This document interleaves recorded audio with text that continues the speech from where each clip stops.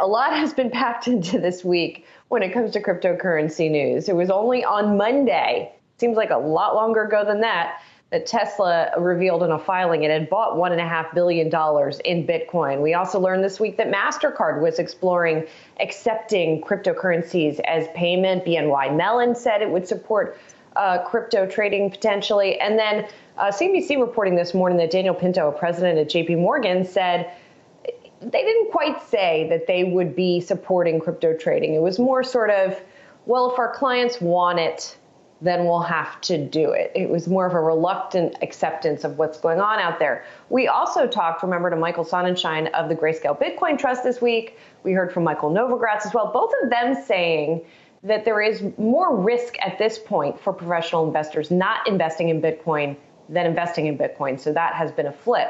Not sure I'll believe that until we hear people who are not Bitcoin investors making that kind of comment. Dan Roberts is back with us. He's been following all these developments also, and this sort of narrative about adoption. That's the big buzzword on the part of Novogratz and others. Adoption, adoption, adoption. I don't know where the tipping point is, or if we're already past it. I agree with that being the buzzword, Julie, because it's one thing to just buy Bitcoin for your balance sheet as an investment and hold on to it. That's fine. And some of these companies are doing that. Obviously, that was part of the Tesla news. But more interesting is the companies that say that they want to accept it as payment. Now, of course, a fair retort to that is, do people really want to use it as payment at a time when the price is soaring? Probably not. They don't want to spend it. But Tesla says it eventually hopes to have customers use cryptocurrencies to buy its products. Maybe that means cars. Maybe that means something else. And then, of course, you mentioned MasterCard, BNY Mellon. And then just this morning, I thought you were going to mention yet another one, Uber. The CEO, Dara Khosrowshahi, in an interview saying that Uber doesn't necessarily plan to buy Bitcoin as an investment, but it is considering allowing customers to pay in cryptocurrency on Uber for rides and as well as for Uber Eats. Now, again, no one really wants to spend their crypto right now, but that's what we mean when we talk about adoption. And I think that's the more significant step. You talk about PayPal, that's adoption. Talk about Square, and that is sort of the rising tide right now that appears to be lifting other boats. I mean, gosh, as you mentioned, it was just a few days ago, we were sort of saying, who's next? And then we woke up yesterday, MasterCard was next, BNY Mellon was next. Twitter's CFO went on CNBC and said that Twitter is considering adopting crypto and buying Bitcoin for its balance sheet. So there's a parade happening right now. And I think you're right to distinguish between kind of pure play crypto companies. Of course, those people are bullish, and non-crypto tech companies. It's those companies that when they come out and make a move, I think that's what kind of really grabs people's attention. But, Dan, it's funny you mentioned adoption with respect to the spending of it, because we've talked for years about how that narrative of Bitcoin only works when people go out and spend it is completely flawed and not really what we're talking about. And so I feel like adoption is once companies, and I found that the Khosrowshahi comment curious, because it's like, to me, adoption is we realize Bitcoin is a good part of an investment portfolio, not that we would want to see customers using Bitcoin. So, I do wonder, to be fair, Khosrowshahi's comments were very tentative, right? He was asked. He didn't volunteer that information. And he kind of said, yeah, we would consider, it wasn't like we are exploring this at this present moment. It was kind of like, yeah, if people want it, we might consider it. But he's still talking about Bitcoin, though, in a way that is not really, in my view, part of the serious conversation. There's no serious conversation about, is Bitcoin going to replace the dollar? Is Bitcoin something that has to be part of an investment portfolio? Well, that's right. And you guys, I think it's fair to point out that originally the white paper on Bitcoin was peer-to-peer electronic cash system. And people aren't using it as cash. Now, of course, all the bulls just say store of value, digital gold, that's fine, that's good enough. But I think the truth lies somewhere in the middle. When people try to dismiss Bitcoin because they say, well, you can't really spend it most places, I can't buy my coffee with it. Well, that's not the point. That's fine. And technologies evolve. But it's also true that if the only excitement and use case is buying it as an investment and holding on to it, well, that's not very exciting either. So when I think of real exciting adoption, it also really extends to a third bucket, Myles, right? We talk about adoption of letting customers pay in crypto, adoption of investing in it for your balance sheet, and then a third bucket would be embracing this decentralized technology, and banks talked about doing that a while back, but now we're seeing decentralized finance and all kinds of new use cases. and decentralized apps built on Ethereum. That's sort of the most exciting adoption, potentially, if there's real, day-to-day business use cases for it. And what's interesting about that point is an analyst flagged to us earlier in the week when Jack Dorsey was asked about crypto on the call for Twitter. That's where he took it. He talked about a decentralized technology potentially helping with content curation on a Twitter. He talked about that the model has been centralized. It's Twitter deciding with its algorithms who sees what. But what if the control for that was put in the hands of the users? Now, it didn't sound like they're actually building that, but he sort of brought it up and it's an interesting idea. But to come back to the payment question for just a second, Dan, I still have trouble understanding how exactly it would, if I wanted to buy a Tesla with Bitcoin, how is that going to work when the value, how is it a viable currency when the value fluctuates so much? How are you going to do the transfer? I just don't, I have a hard time wrapping my head around just concretely how that's going to work right now.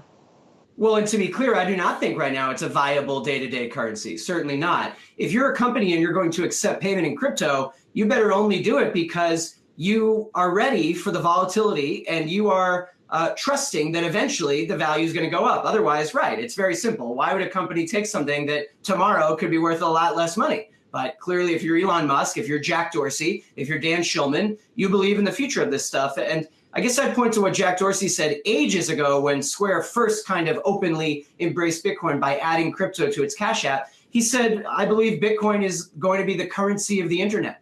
And I think that summarizes it nicely because it doesn't just mean that you're paying with it. The currency of the internet means the underlying tech, that it's going to be used for a lot of things. But you're certainly right, Julie. If you're going to pay in crypto, they better reduce a lot of that friction. It has to be completely frictionless. It can't be like when you're signing up for a subscription to a paywalled news site and you have to enter your credit card and enter your address and all the information. But that's what some of these new coins are hoping to do, is to allow frictionless micropayments online. Dan, let me read this comment to you. It came from PayPal CEO Dan Schulman at their Investor Day yesterday. He said, quote, "This is a once-in-a-multi-decade opportunity where the fundamental rails of the system are going to be redefined, and we have a chance to help shape that." Now, you have covered Square and PayPal for some time. How far ahead of those two payments companies compared to others? Well, I would put Square at the forefront. And, this kind of Bitcoin bull run was accelerated by the PayPal news because PayPal is certainly probably better known. It's more consumer facing. Square is a little kind of enterprisey and maybe not everyone knows it, even though everyone has probably swiped their credit card on a Square fob. But it's really Square that has been doing this since 2018, as I mentioned. Square was the first mover here. And of course, we've talked about Twitter saying that it's considering this week. That to me was, at long last, Dorsey's other company eyeing crypto, because Square has been doing it for a while. Square is the one that behind the scenes has been not only facilitating buying and holding a Bitcoin in its Cash App, but then was the first kind of big name mover to just buy Bitcoin as an investment for its balance sheet. Square bought 50 million worth, which at the time was only 1% of its cash. Of course, Tesla makes more noise because Tesla spent 10% of its cash on buying Bitcoin. But I would look to Square as one of the companies that really is going to move the needle here in terms of big name fintech companies pushing widespread adoption. PayPal's in that too. And we'll see how many people really use that. Of course, Dan Schulman in the most recent earnings report said that they've been delighted by kind of the rate of adoption already in its PayPal wallet. But I still would bet you that's been pretty small. Yeah, maybe it's just because and maybe I speak for myself here, but working at a company like Yahoo Finance, you just see the world through the lens of what companies do, right? So you think about investments first and foremost. And to me, the fact that big companies and big institutional managers now view Bitcoin as a necessary investment to say we have covered all our bases is more confirmation of the space than I think even the biggest bulls could have hoped for a couple of years ago. And I mean, you think about it this way, like you don't have a website that covers the dollar. You have a website that covers things that happen because of the dollar. So it's not about how you use Bitcoin. It's about the derivative plays on the ways that crypto works within the broader financial system that creates interest and demand and so on and so forth.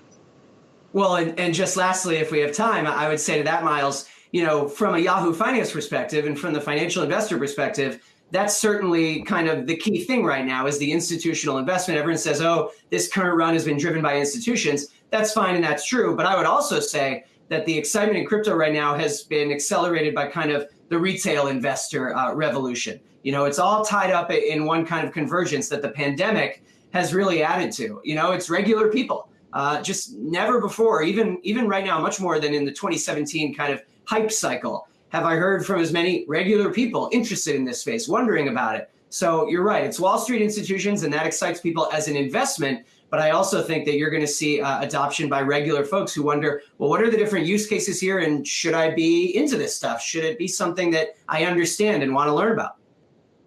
Yeah, if we were riding in taxis right now or Ubers, the drivers would be certainly asking us about this stuff. All right. Thanks so much, Dan Roberts. Really fun conversation there.